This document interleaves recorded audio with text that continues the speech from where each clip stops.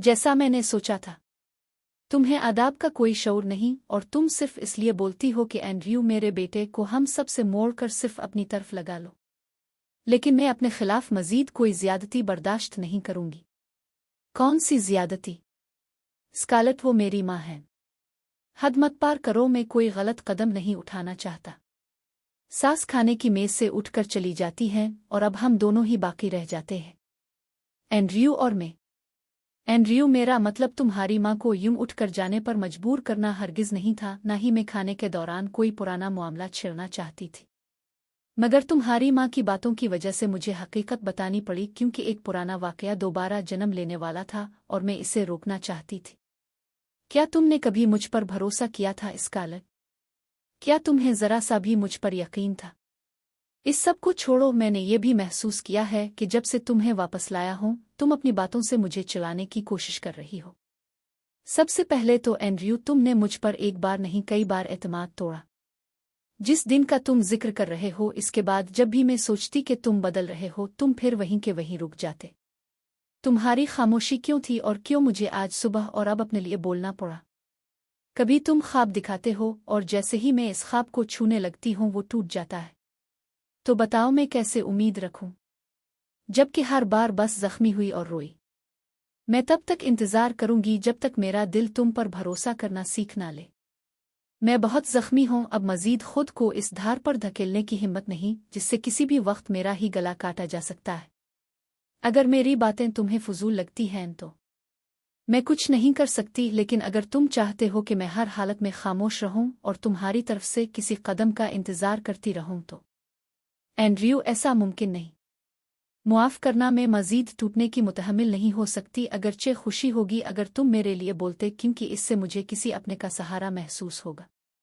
मैं वाकई चाहती हूं कि एक दिन तुम पर यकीन कर सकूं एंड्रयू। स्कारलेट, तुम मेरी बीवी हो, तुम्हें मेरा साथ देना चाहिए था, मुझे बेहतर महसूस कराना चाहिए था, ये शिकायतें नहीं करनी चाहिए थी। मैं दिन भर की थकन लेकर घर आता हूं, क्या एक दिन सुकून से नहीं गुजर सकता? मैं जानता हूं कि तुम मुझसे मोहब्बत करती हो और मैं भी करता हूं। क्या ये काफी नहीं कि हम दोनों अपने दिलों के जज्बात जानते हैं? क्यों हर बात में गहराई में जाकर जहन में गलत फहमियां पैदा करना? सुनो लेटी, जिंदगी मीठे पकवानों की प्लेट नहीं कि हर बार मीठा ही हाथ लगे, बल्कि ये कांटों वाले फूलों की प्लेट है। जिसे भी चुनो फूल के साथ कांटे भी आएंगे। यही जिंदगी का तरीका है। तुम बिल्कुल सही कह रहे हो एंड्रयू, और मैं दिल से इस बात को मानती हूँ। लेकिन दिल में एक आरजू भी है। अगर मैं जिस फूल को चुनती इसका फूल वाला हिस्सा भी मुयस्सर होता, तो चाहे कितने ही कांटे होते, मैं खुश होती कि मेरे पास साथ चलने के लिए एक फूल है। मगर जो मुझे मिला, इसमें फूल वाला हिस्सा भी सबसे ज्यादा चुभता हुआ कांटा निकला। मैं चाहती थी कम अज कम धोखा ना मिलता। मैं अब मजीद वो कामिल गुड़िया नहीं रह सकती जिसकी डोरें तुम और तुम्हारा खानदान संभालते हो एंड्रयू। और जहां तक तुम्हारी बात है, नहीं, मुझे नहीं मालूम कि तुम मुझसे मोहब्बत करते हो। तुम जब चाहो मुझे लेटी कहते हो और जब चाहो स्कारलेट, ये तजाद बहुत चुभता है।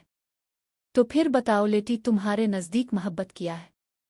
मोहब्बत बेलोस होती है और इसमें भरोसा, इज्जत, अहमियत, तवज्जो, ख्याल, वफादारी, कुर्बानी, बाहमी समझ, हमदर्दी, कुर्बत, लगन और समझौता शामिल होता है। जब तुम किसी से मोहब्बत करते हो तो इसे तकलीफ देना बर्दाश्त नहीं कर पाते। अगर तुम्हारी वजह से इसकी आंखों में आंसू आ जाएं तो ये तुम्हें अंदर से मार देता है। तुम हर मुमकिन कोशिश करते हो कि वो खुश रहे, तुम्हारी वजह से ना रोए। तो तुम चाहती हो मैं अपने खानदान से मुंह मोड़ लूं और सिर्फ तुम पर तवज्जो दूं? नहीं, मैं चाहती हूं कि तुम बीवी और खानदान के दरमियान तवाज़ुन कायम करना सीखो। तुम बीवी की जिम्मेदारी को समझो। तुमने मुझसे बात करना शुरू किया है, जिसके लिए मैं शुक्रगुजार हूं, क्योंकि पहले तो तुम फौरन मौजू बदल देते थे। लेकिन जब तुम्हारा खानदान सामने आता है तो कुछ नहीं बदला। हाँ, इस गुफ्तगू का कोई अंजाम नहीं। मैं बहुत थक गया हूं, अब मजीद इस पर बात नहीं कर सकता, मैं सोने जा रहा हूं। लेकिन वो नरमी से मेरा हाथ थामता है। मोहब्बत के नाम पर एक झूठ। लेटी, मेरी बात मानो। जो कुछ भी हुआ, चाहे आज हो या कल, माजी में सब भूल जाओ और आगे बढ़ो। यही बेहतर है। मैं अब सोने जा रहा हूं। हमारी गुफ्तगू हमेशा तुम्हारे बंद दरवाजे पर खत्म होती है एंड्रयू। लेकिन शायद किसी ऐसे शख्स से बात करना जो सुनने का इरादा ही ना रखता हो दीवार से बात करने के मुतरादिफ है। अब समझ आता है तुम अब नरमी से अपनी जिंदगी आसान बनाने का रास्ता ढूंढ चुके हो। तो खाने का क्या होगा? छोड़ दो, ये खाना आज के लिए काफी है। जाने से पहले एक तंजिया हना। शब बखैर मैं किचन समेट कर आती हूँ। अगला दिन। अलार्म बज रहा है। आह, सुबह हो गई। मैं ठीक से सो भी ना सकी एंड्रयू और मेरी थका देने वाली गुफ्तगू की वजह से।